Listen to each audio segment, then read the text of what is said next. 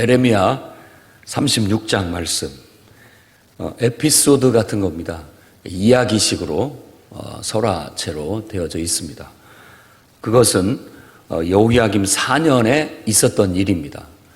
그러니까 앞에는 뭐 시드기야 얘기도 있고 또 여호야김 얘기도 있는데 여호야김 4년을 왜 언급을 했느냐? 이 4년이 역사적으로 중요한 해이기 때문에 그렇습니다. 그것은 저 밑에 있는 애굽과 바벨론이 이 중동의 패권 전쟁을 갈그미스라는 곳에서 치렀는데 그때 이 바벨론이 승리를 하고 애굽이 패망을 하게 된 그 해예요. 여호야김은 이 애굽의 바로에 의해서 세워진 왕이었습니다. 친애굽 왕이었던 것이죠. 근데 바벨론이 이겨버리니까 패권이 갑자기 이제 애굽은 물러가 버리고 바벨론이 이제 점령 그 모든 또 세력을 잡게 되는 그런 상황 속에서 지금 에레미야는 감금되어져 있다. 꼭 감옥이 아니더라도 뭐 가택연금이 됐다든지 어디 감금되어져 있는 상태에 놓여져 있었어요. 그때 하나님께서 에레미야에게 주신 감동, 하나님이 주신 말씀은 뭐였냐면 네 말을 지금 감금되어 있으니까 말을 전하지 못하니까 책에다 기록해라 라는 겁니다. 그래서 그것을 책에 기록해서 백성들 앞에서 성전 앞에 가서 낭독하게 해라. 원래 성전 앞에서 이 에레미야가 예언을 했던 사람이니까 그렇게 해서 서기관 바룩을 불러가지고 대피를 하게 합니다. 불러주는 대로 다 적게 해가지고 그것을 이제 성전에 가서 낭독을 합니다. 백성들이 그 말을 듣고 분명히 회개할 것이다. 악과 모든 죄악에서부터 떠나게 될 것이다. 그러니까 여기에서는 순수한 하나님 말씀과 하나님 말씀에 대한 반응을 얘기하고 있는 겁니다. 그러니까 모든 설교, 결국 하나님의 말씀은 그 말씀을 듣고 모든 사람들이 악에서 떠나서 자신을 점검하고 자기를 바로 세우고 하나님 앞에 바로 서는 것이 궁극적인 목적입니다.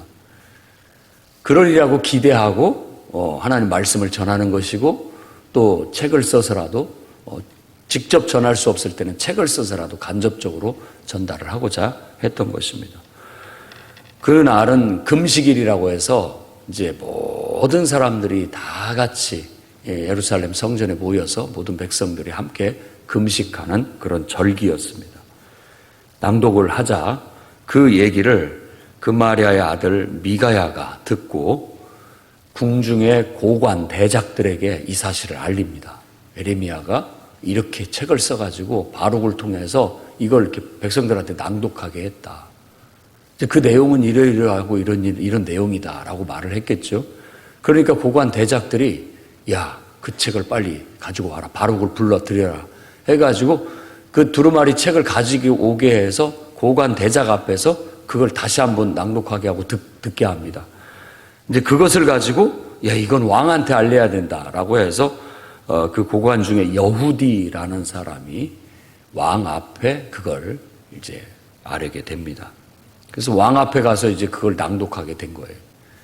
그걸 쭉 낭독하는데 한 서너 페이지 낭독하면 그걸 칼로 쫙 도려내가지고 불에다가 화롯불에다 태워버리고 또 서너 페이지 읽으면 쫙 잘라버려가지고 다시 화롯불에 태워버리고 이렇게 하고 당장 에레미야와 그 서기관 바룩을 잡아들여라 라고 그렇게 했다라는 겁니다.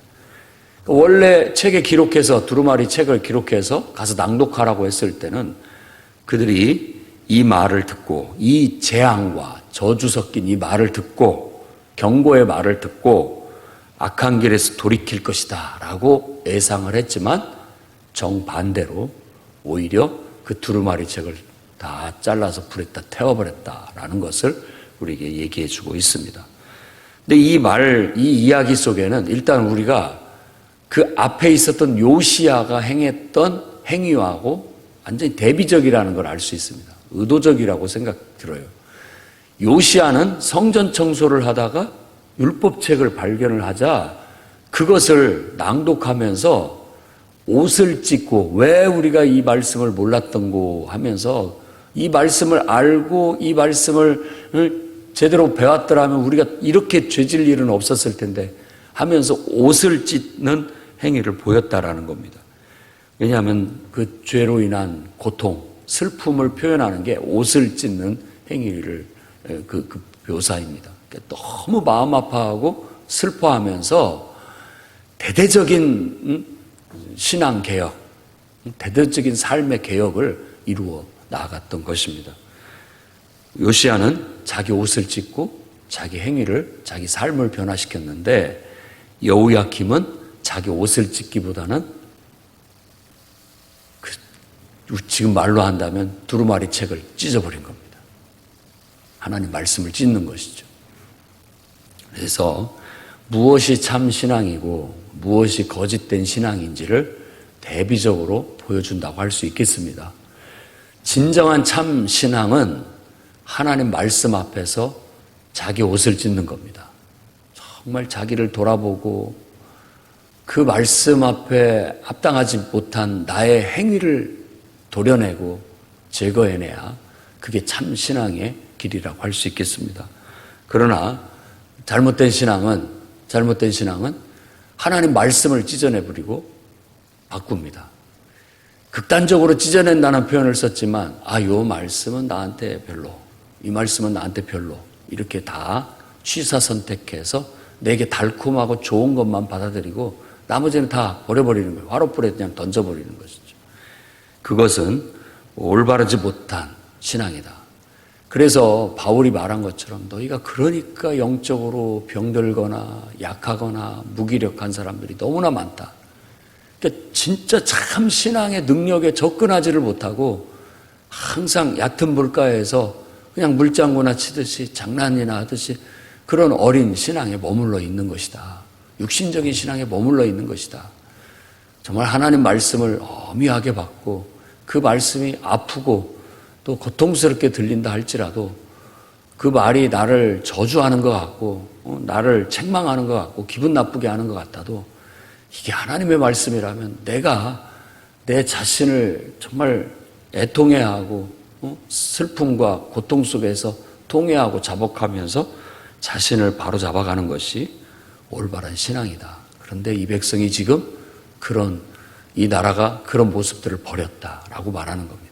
그걸 우리에게 지적해 주는 것은 그런 본을 본받지 말아라 라는 겁니다.